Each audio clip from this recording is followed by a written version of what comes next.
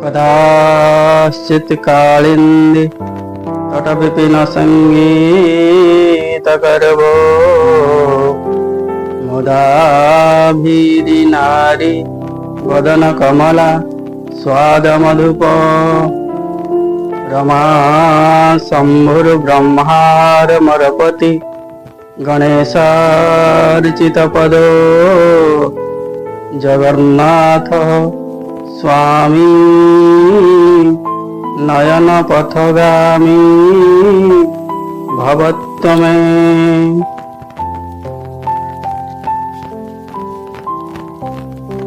नमस्कार दर्शक बंधु, भविष्य मालिकार आउ एक नूतन अध्याय रे आपण मानक स्वागत।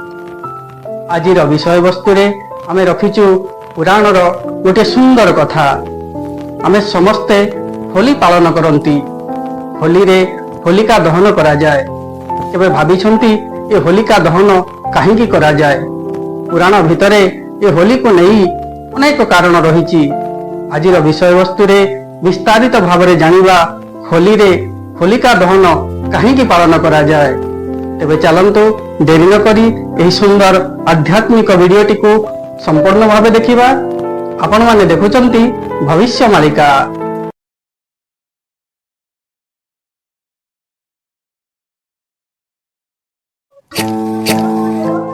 हरि ओम।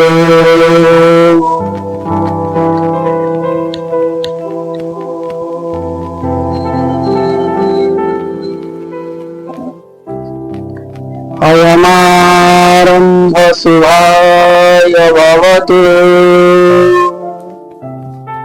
ओम नमो भगवते वासुदेवाय।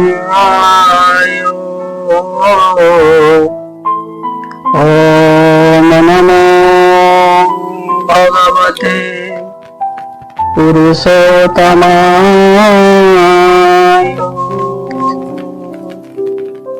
नमश्चंडिकाय नीलाद्रिकल्लरानन्दे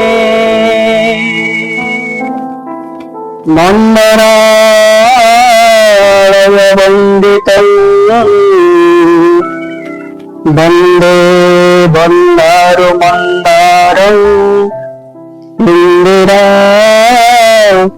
मंदिरं नहो इंदिरा मंदिरं नहो। वर्णानां नरथ संहारा रसानां छन्दसामपि मंगलानां च करतरौ वन्दे वाणी विनायको वन्दे वाणी विनायको। दर्भां शोभित लाङ्गलं समशलं कादम्बरी चञ्चल रत्नाढ्यवर कुंडल भुजवलै राक्रांत भूमंडल वज्राभण्डल चारुबण्डजुगलं नागेन्द्रचूडोज्वलं संग्रामि चपलं शशाङ्कधवलं श्रीकामपाणं भजे। ओं लम्बिवरलोचनं नवघनं ओं लम्बिवरलोचनं नवघनं श्यामाभिरामाकृतिः विश्वेशं कमला विलासविलसितं आदारविन्दं द्वयम् आदारविन्दं द्वयम् मध्ये देवी भगवती जा प्रकृति रूपिणी निर्लिप्ता गुप्त देहा श्री जगत जननी सूक्ष्म रूपा विचित्रा देवी आनंद कंदा कनक तनुधरा सर्व सौभाग्य रूपा देहि नैं भक्ति मुक्ति हरिपाद युगले जोग माया स्मरामि श्री सुभद्रा स्मरामि मन्नाथ श्री जगन्नाथ मदगुरु श्री जगद्गुरु मदात्मा सर्वभूतात्मा तस्मै श्री गुरवे नमः तस्मै श्री गुरवे नमः पाषाण विरह चौरिः स्मयमान मुखाम्बुजः पीताम्बरः दरस्रवि साक्षात् मनमथ मनमथ साक्षात् मनमथ मनमथ। होलिका दहनर कथा आपण माने समस्ते शुणिथिबे। होली को नहीं चारोटी प्रमुख पौराणिक कारण अछि। प्रथमटी हैला होलिका एवं भक्त प्रहल्लादर कथा, द्वितीयटी कामदेव एवं भगवान शंकरंकर कथा, तृतीयटी होछि महाराज पृथु एवं राक्षसी धुंडीर, और चतुर्थटी भगवान कृष्ण एवं पूतनार कथा। यही पौराणिक कथा मध्यरु सबुठारु प्रसिद्ध कथा हेउछि होलिका एवं भक्त प्रहल्लादर। कारण यही घटना को मन पकाई आमे होलिका दहन पालन करिथाउ। यही पौराणिक कथाटी भक्ति एवं असत्य उपरे सत्यर विजयर संदेश देइथाए। ऋषि कश्यपंकर दुईटी पत्नी थिले, दिति और अदिति। अदितिंक ठारू भगवान व देवता माने आसीचंती, दितिंक ठारू राक्षस माने आसीचंती। ऋषि कश्यप एवं दितिंकर दुईटी बहु बलशाली पुत्र थिले, जने हैला हिरण्याक्ष और जने हिरण्यकश्यप। दुईटी पुत्री थिले, जने सिरिका एवं होलिका। पौराणिक कथा अनुଯାयी हिरण्याक्ष पृथ्वी को जल भितर बुड़ाई देइथिला, जहाकू भगवान वराह रूप में आसी उद्धार करथिले एवं हिरण्याक्ष को बद्ध करथिले। हनुमान जेतेबेले लंका को जाउथिले, लंका जीवा समय रे बाटरे आमर सिंहा को मारी देथिले, सिंहा को वध करथिले। शेष रे बंचिचंती केवल दुई जण, जणे होछि हिरण्यकश्यप और जणे होलिका। हिरण्यकश्यप स्वभाव रे अहंकारी और अत्याचारी थिला। ब्रह्मांक वरदान रे से निजको अजर अमर बोली मन भितर चिंता करुथिला। तार पराक्रम रे सबु बेले से देवता मानक उपरे आक्रमण करुथिला। एही समय रे हिरण्यकश्यपर पत्नी कयाधु गर्भवती थिला। एतिकी बेले देवता माने राक्षस मानक उपरे आक्रमण करी राक्षस मानक परास्त करिथिले। हिरण्यकश्यप त्रिलोक रे विजय प्राप्ति पाई ब्रह्मा को कठोर तपस्या करुथिला। तपस्या करिला बेले तार कठोर तपस्या रे ब्रह्मा संतुष्ट होइतिले एवं आसी पहुंचीतिले। कहितिले हिरण्यकश्यप को कौन वर मागुछु माग। हिरण्यकश्यप वर मागिला, हे ब्रह्मा मते अमरत्व प्रदान करंतु, अमर वर दियंतु। ब्रह्मा कहले नहीं नहीं, अमर वर केवल देवता मानक पई, ताहा तते मिली परिबो नाही, आउ कोन मागुछु माग। हिरण्यकश्यप कहला ठीक अछि, यदि अमर वर देबे नाही ताले एही वर दियंतु। मते आपनक सृष्टि रे केही मारी परिबे नाही, ना मनुष्य मारी परिबो, ना पशु मारी परिबो, ना पक्षी मारी परिबो, ना नर गंधर्व दानर आपनक सृष्टि रो कौनसी प्राणी मते मारी परिबो नाही। ब्रह्मा कहले तथास्तु। ना मते अस्त्र मारी परिबो ना शस्त्र मारी परिबो। ब्रह्मा कहले तथास्तु। मते ना दिन रे मारिबे ना राति रे मारिबे, ना मो दिन रे मारिबी ना राति रे मारिबी। ब्रह्मा कहले तथास्तु। पुणी कहूची हिरण्यकश्यप मते पृथ्वी रे मरिबिनी, आकाश रे मरिबिनी कि पाताल रे मरिबिनी। ब्रह्मा कहले तथास्तु। ब्रह्मांक ठारू एपरि एक वरदान पाई हिरण्यकश्यप निजको अमरत्व कम भाविला नहीं, कारण ए संसार रे एमिति कौनसी जिनिस नहीं जहाँ ताको बद्ध करि परिबो बोली से भाविला। कारण संसार रे या तो दिन हब ना राति हब, से वर पाइछि ना दिन रे मरिबी ना राति रे मरिबी। जनको मारिबा पई अस्त्र शस्त्र आवश्यक हब, से वर पाइछि ना अस्त्र रे मरिबो ना शस्त्र रे मरिबो। जनको मारिबा पई हेले आकाश रे भूमि रे नले पाताल रे मारि परिबे। से कहिछि मु ना आकाश रे मरिबी ना भूमि रे मरिबी ना पाताल रे मरिबी। एपरि एक अद्भुत वर पाई आज हिरण्यकश्यप मन भीतर अहंकार बढ़िछि, मते ए संसार रे आउ केही नाहंती मारिबा पई। यही समय रे हिरण्यकश्यपर पत्नी कयादु जो गर्भवती थिला तांको नारद नहीं जाइकरी ऋषि मुनि आश्रम रे रखी नारद निजे तांको भगवान विष्णुଙ୍କର भक्ति एवं भगवत ज्ञान देउथिले।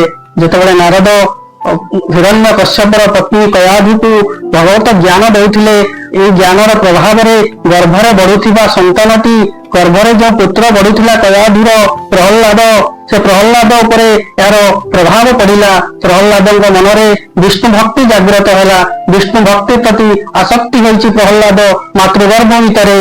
जेतेबेले प्रहल्लाद जन्म नेले, जन्म होगा परे विष्णुଙ୍କ आराधना करिबाके लागिले, विष्णुଙ୍କ जप करिबाके लागिले। प्रहल्लादଙ୍କ मनरे भगवान विष्णुଙ୍କ प्रति अत्याधिक भक्ति जागृत होइछि। पटे हिरण्यकश्यप को जना नहीं ता पुत्र प्रहल्लाद भगवान विष्णुଙ୍କର भक्त होई सारिछि, परम भक्त होई सारिछि।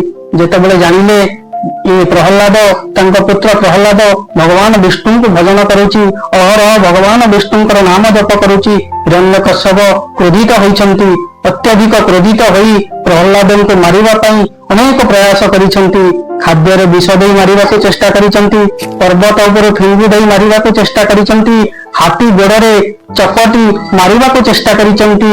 तथापि हिरण्यकश्यपर अनेक प्रयास पर भी प्रहल्लादर कौनसी अनिष्ट घटी नहीं, कारण भगवान विष्णुଙ୍କର आशीर्वाद रे कौनसी संकट प्रहल्लादर पाखक पहुंची पारि नहीं, प्रहल्लादर किछि भी अनिष्ट हो नहीं।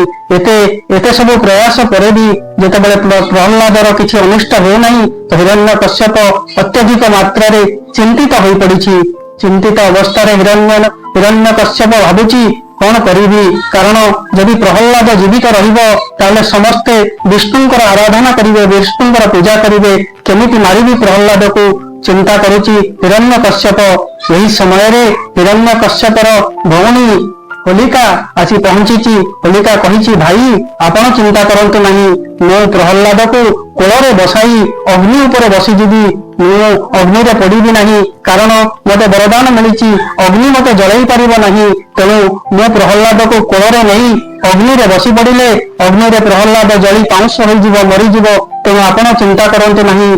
होलिका प्रहल्लाद को नहीं कोଳରେ बसाई अग्नि ऊपर बसिला, किंतु होलिका भूली जाइथिला होलिका को जो वरदान मिलिछि ताहा गोटे कंडीशन रे मिलिछि, गोटे शर्त रे मिलिछि।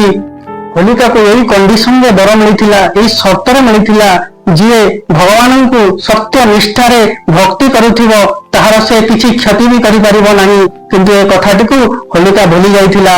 होलिका प्रहल्लाद को नहीं भक्त प्रहल्लाद को कोଳରେ बसाई जेतेबेले अग्नि ऊपर बसे सही अग्नि रे होलिका आज जली ध्वंस हो गला। भगवान विष्णुଙ୍କର नाम जप करी करी प्रहल्लाद अग्नि भितरु सुरक्षित बाहरी आसिले।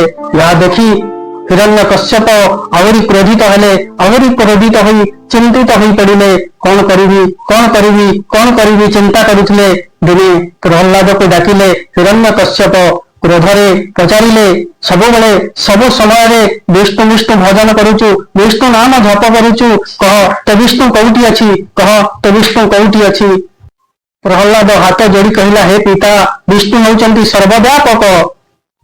हिरण्यकश्यप कहिले यदि से सर्वव्यापक ताहले ये स्तंभ रे अछि कि।